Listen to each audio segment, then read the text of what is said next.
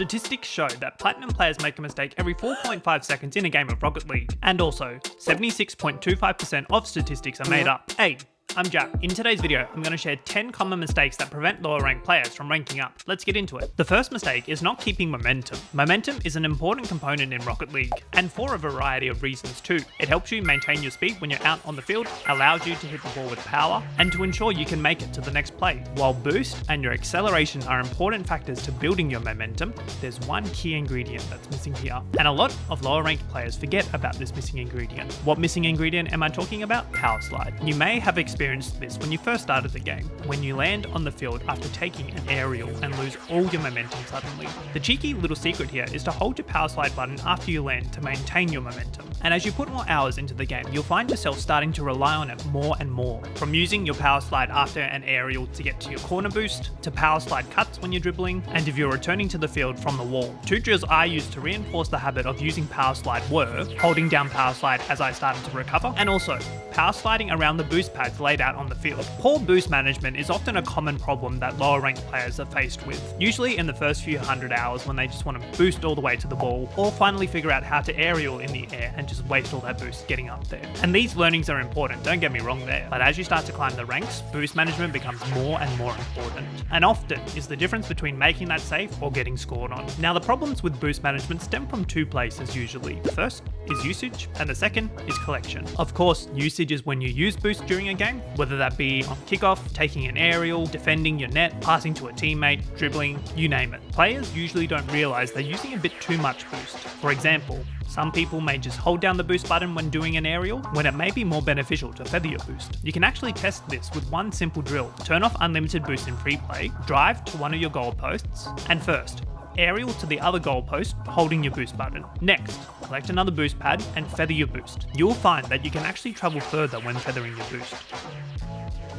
And the second part is collection. Now what I mean by this is players usually opt to collect the bigger boosts, when in reality there are many little boost pad paths that you can take to collect little boost pads to top up your tank. You don't always need to go to collect your back corner boosts. Collecting a few boost pads can help you stay relevant in the play. From time to time, lower ranked players may also unnecessarily cut rotation, and usually causes a couple of things: frustration amongst the team, and usually more goals being scored on you. Players who cut rotation usually just want to keep hitting the ball as much as possible, without realizing their teammates may be in a better position to hit it. This one has been said many times by the Rocket League community, but also the usage of far post rotations going out the window with those players that just want to chase the ball all the time. A tip here is to use your right analog stick to see where your teammates are located on the field, and to gauge whether you really need to cut rotation or not, because sometimes it is necessary, but at lower ranks usually not so much. Essentially, it's just important to maintain a good flow with your team and to not get in your teammates' ways. Very common in the lower ranks is playing on autopilot. Now I've mentioned this in a few of my previous videos, but playing on autopilot is just hitting the ball for the sake of hitting it and not really having a purpose to your touches. While you can get away with this to an extent at the lower ranks, you definitely won't be able to as you progress, and even just having some purpose to your touches can be highly beneficial, like not just suddenly booming the ball straight to your opponent, or just completely turning away from the ball knowing that you have no boost and leaving the ball in no man's land. You want to be one step ahead of your opponents, and one tip that can help with doing this is commentating your gameplay. We've all done this from time to time, but not warming up before your competitive sessions. Just like in sports where you warm up your body before competing or racing, you need to do the exact same in Rocket League. But warming up doesn't mean just going into free play to practice your flip resets. It's about having a structure and a purpose to warming up. For example, if you're heading in to play some 1v1 games, it may be good to warm up your power slides, catching the ball to take possession, practicing your dribbles, and so on. By all means, you can also just hit the ball around in free play to warm up your mechanics, but you do want to have an element of structure to ensure you're improving on those mechanics that need some work. Some players tend to forget to use their back corners when on defense. The corners are your best friend on defense here, because your opponents are less likely to score from such tight angles. A common problem I see at lower ranks is the players are able to make a save. However, the save leaves the ball directly in front of their goal still, allowing for the opposition to take yet another shot on that goal, when the best option for the player is to clear the ball into their own corner. Let's just say you've made a save directly on your goal line, but you have no boost. What you want to do here is to 50-50 the ball into your own corner to prevent your opposition from scoring. If you're ever in doubt on defense, get it out to your corners and work from there. Now I know I've already said this in a tip earlier, but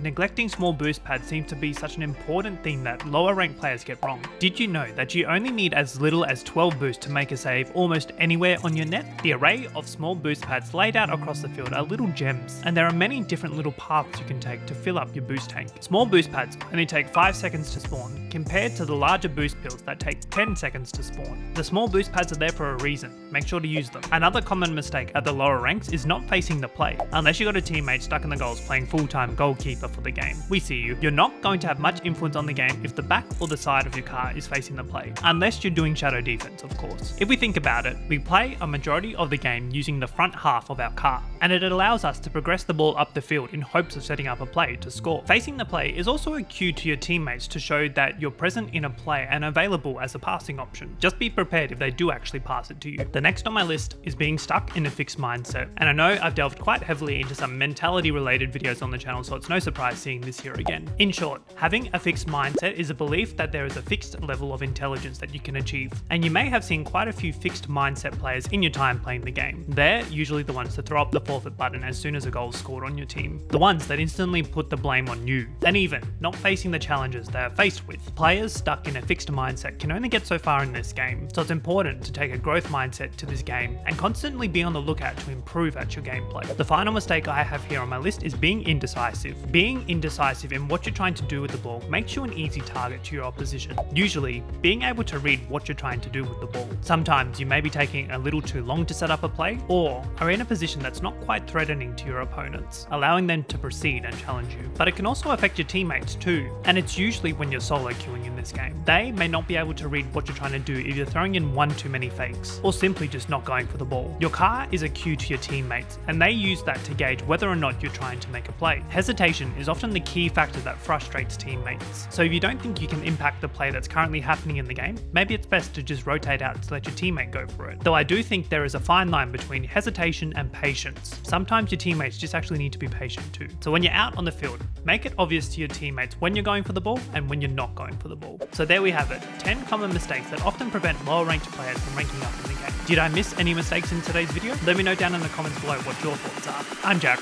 and I'll see you next time. Catch up.